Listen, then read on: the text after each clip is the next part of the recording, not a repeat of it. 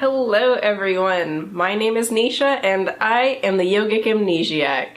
In this video, I'm actually issuing everyone a challenge. It's to go 24 hours complaint free. It's actually really hard and I'm going to explain my experience, why I did it, how I did it, and why I think you should do it. I've actually done this 2 times. The first time I was super happy. I had an awesome boyfriend who's now my husband. I was learning to fly helicopters, and yes, I can fly a helicopter. I was so happy. I just wanted to try to kick it up another notch and see what would happen if I did this. I was really inspired by people's Facebook posts. A lot of people seem to post something that was complaining about something, and I'm guilty of this too, where you just post a rant and it's totally silly and it's not something that should matter that much. So I was like, alright, let's do this. I'm gonna go 24 hours complaint free. A brief overview of that first time. The first 24 hours were super hard, even for me being insanely happy. The next 24 hours were awesome. I actually did both of these for 48 hours, not just 24, but that second 24 hours was so much easier the first time that I don't think you'd even have to tell yourself, oh, I'm gonna go longer. The second time I did this, I was going through a really hard time in my life. I was actually super depressed, but I was never someone who suffered from chronic depression or was diagnosed with depression from a medical perspective. I knew I had the power to do something, and while some people don't always have the power to just brush it off, I knew I could, and that's why I decided to do this. The first time I did this, I established 3 rules for myself. I didn't look up anything or figure out how other people had done this really, so I just kind of went with the flow. First rule, if I can fix it, I need to fix it. The second rule, if I cannot fix it, I need to accept that. And the third rule is that stating a problem is not the same as complaining. I created the first rule because I noticed a lot of people would complain about something and then never do anything about it. So there's no reason to complain if I'm literally not going to fix the problem.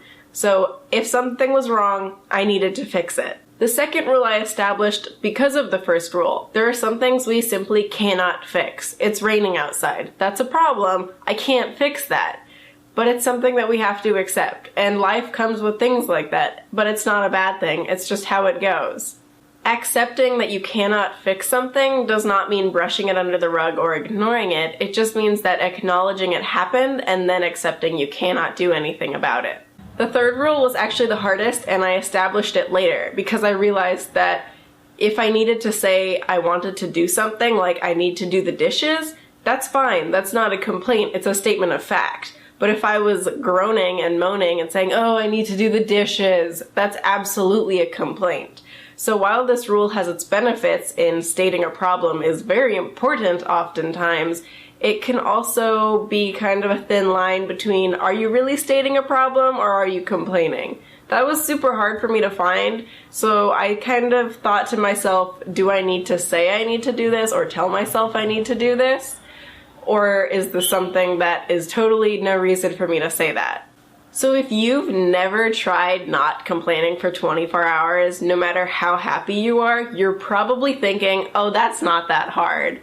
Let me tell you, and let me take this moment to complain about how hard it was those first 24 hours. It was so hard, I had realized I was addicted to complaining. It's really weird. I was super happy. My nickname was literally the Happy Rainbow, and I was like one of those people who really liked complaining. And there are so many things to complain about when you think about it. Even those little things count. That stain on the carpet you need to clean out, or the stain that will not clean out. It's really easy to complain about those things, but you don't need to. So I realized this was really hard, and I had to do something about not complaining or recognizing a problem. So I adopted a strategy I now call the oh well strategy.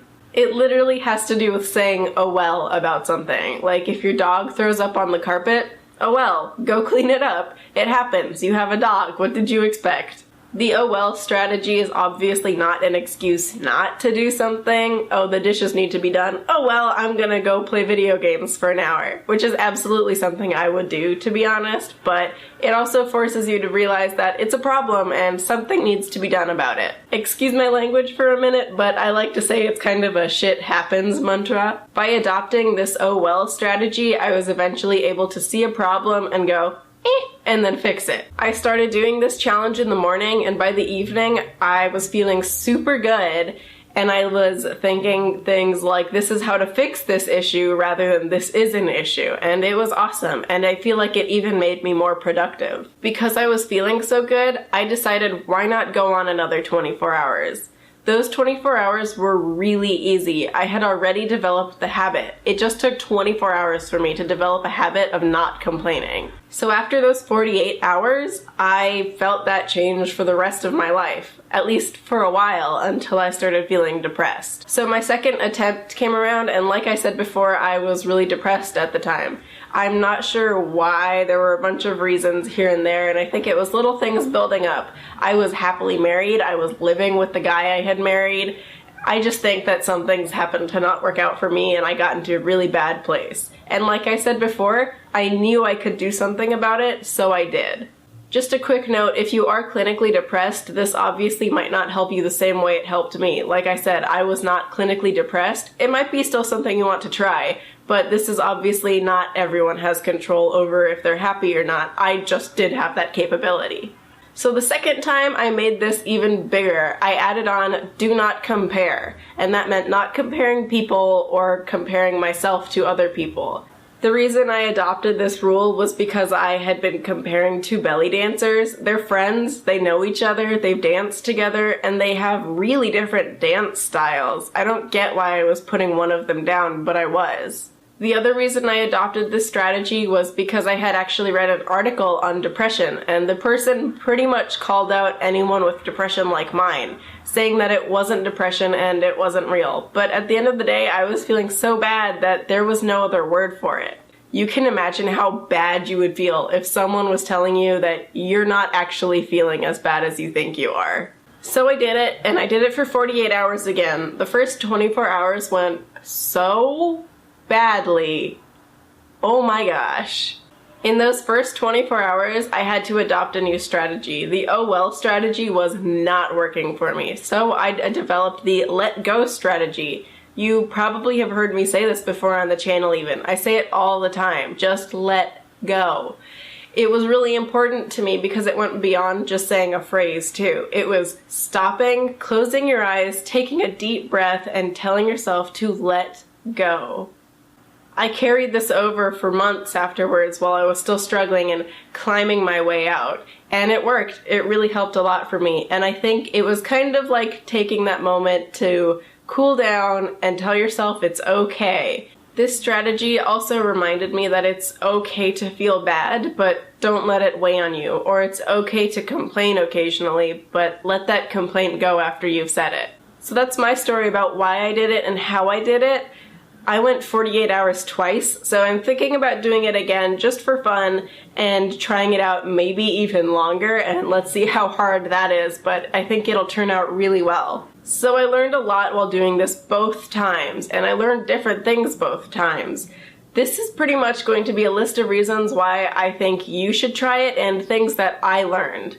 The first thing, which I realized the first hour of the first time I tried this, was that complaining is addicting. Like I had said, I was super addicted to complaining, and it's true. It's really easy to get stuck in this trap to let yourself complain about things over and over again. This is also something really interesting that forced me to look at the way people said things differently. I found that someone might say something and I would get upset over it, but why was I getting upset? The first thing I would do is think, how should they have said it, or how would I have put it? Most of the time, it was exactly the same thing they said. If I still didn't come up with what they said, I would think, why did they say it that way? Were they upset? Were they trying to be very clear? Were they trying to maybe sugarcoat the truth a little bit? There's usually a reason that someone says something like that. That being said, there are instances where someone's just being rude. Most of the time, though, I was just taking things the wrong way. The second thing I learned It's okay to complain sometimes. Everyone needs to vent or rant or something, especially if the problem's really big. It's not good for you to keep things pent up. It's actually probably just as bad to keep things pent up and never talk about it as it is to complain constantly. It's really important that if you feel like you need to talk to someone, you need to find someone to talk to. You can't just use the oh well strategy or let go strategy in these cases. There is a point where it's important to let someone know what's going on and get outside help, whether that is just a friend or a family member or a therapist or a stranger on the internet even. Number 3, analyze what you say. This really forces you to think about what you're saying. Obviously, because you can't say something in a way that's a complaint. You have to either state a problem, state a fix for the problem, or something like that. My favorite example is, should you be yelling at the TV or the sports game on the TV, or should you just shrug it off? You'll probably feel better if you just shrug it off. It's also important that this doesn't just affect you, it affects the people around you. Thinking about what you say before you say it makes a huge difference. You're less likely to offend someone or say something rude, or just even say something the wrong way. You'll also be able to express yourself more clearly. And when you're talking in person, you don't get do-overs like you do when you're writing or filming a video. Think about what you just said. This really forces you to think, was that a complaint? Was that something I should have said? And this actually ties into the previous one. I know I just said people don't give you do-overs in real life when you say things, but sometimes they will. Oftentimes when you tell yourself something or say something to someone else and it's a mistake, if it's just a one-time thing, you can let it go. As long as you realize that you made a mistake and you promise not to say something like that again or think about what you say next time, there's really no harm. If you feel like you could have said whatever you said better, a lot of people will be okay with you saying, that's not the best way to put this, or I'm sorry, that was kind of rude, let me say that a better way. That's not really a get out of jail free card though, you still probably hurt their feelings, it's just a nice way to clarify that that's not necessarily what you meant, so don't abuse that excuse either. So number 5 is you believe what you say. If you tell yourself something, whether it's you feel like you are not good enough or something in your house is dumb, you're going to believe it. Some people do this thing every morning where they look in the mirror and they say things like, you are beautiful, you are loved, you are good enough. There's a bunch of articles out there about things like that and things you can say. And that's one of these things. If you tell yourself those, you'll believe it. If you're telling yourself the opposite, you'll believe that too. It's the same for inanimate objects or people even. If you tell yourself that a bump in the carpet is stupid over and over again, it's probably going to cause you more stress. If it's just there, it's just a quirk in the carpet, then it's fine. That being said, if it's not a harmless little bump in the carpet, it should be called something I need to fix. This ties into the previous one, number 6. What you say influences how you think and how you feel. On top of believing what you're saying, surrounding yourself by things that you have convinced yourself are bad or negative will make you feel worse. So if that bump in the carpet is really stupid, you're going to keep thinking bad things about it and it'll make you feel bad. Number 7, take care of yourself. This is something I have to tell people all the time. I have so many friends who have said, but I just want to help people, or I just want to help this person. They don't even take care of themselves in the meantime. You can't help other people or even help yourself if you're not first taking care of yourself.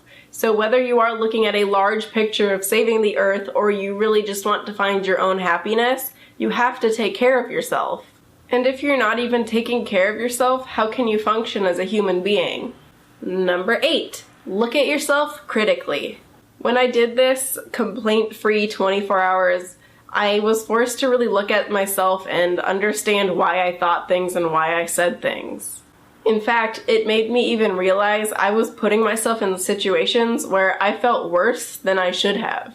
This will also force you to do things like analyzing what you're saying and thinking about what you just said, but in a larger scheme. It even forces you to consider what you're thinking. And number 9, when all else fails, let go. Like I said before, I would close my eyes, breathe, and tell myself to let go. Let your problems drift away and stand there for as long as you need to. I compare this to that exercise where you count to 10 before you react to anything, except in the end, you just plead the 5th. Don't say anything. It is important to keep in mind that if you do want to just let something go, at least for now, if it involves another person or they need to talk to you or are looking for an explanation, you should probably explain that you just can't handle it right now and you'll get back to it later, and that you understand their concerns. So even if this complaint-free 24 hours is not something you're interested in, it's still important to recognize places you can make positive change in your life. Make sure you're taking care of yourself. That's what I'm gonna say. That's the big thing I want you to get out of this video even if you're not accepting the challenge or thinking about the challenge at all. It might just be taking 5 minutes in the morning tomorrow to yourself to sit and look out a window or drink tea. Maybe you want to start eating healthier, or maybe you're looking at something even bigger. You want to lose some weight, change a big habit, do something like that. But take care of yourself. Some people like to say that self-love and self-care are selfish, but they're not. And like I always say, taking care of yourself is an act of yoga. See, I wrapped it all up and it's an act of yoga, so you're still doing yoga, right? So that's the video. There's a link in the description below to my blog. The blog post I made about this is even longer and it goes into more detail. So if you're interested in doing this 24-hour challenge and you want to know more, go read the blog post. It's actually laid out in list format too, so if you want to go find a specific item on the list or you just want to read the beginning or something, it should be super easy to navigate. So leave a comment down below if you are going to do this challenge, if you have done this challenge, maybe come back in a few days after you complete the challenge. I want to hear about your experiences, what rules you created or added to it, and all that kind of good stuff. Don't forget to like this video, it really helps me out and it lets me know you want to see stuff like this. And subscribe, it's the best way for YouTube to let you know if I've released any new videos. And rather than leaving you with namaste today, I'm going to tell you, take care of yourself and have a complaint-free day.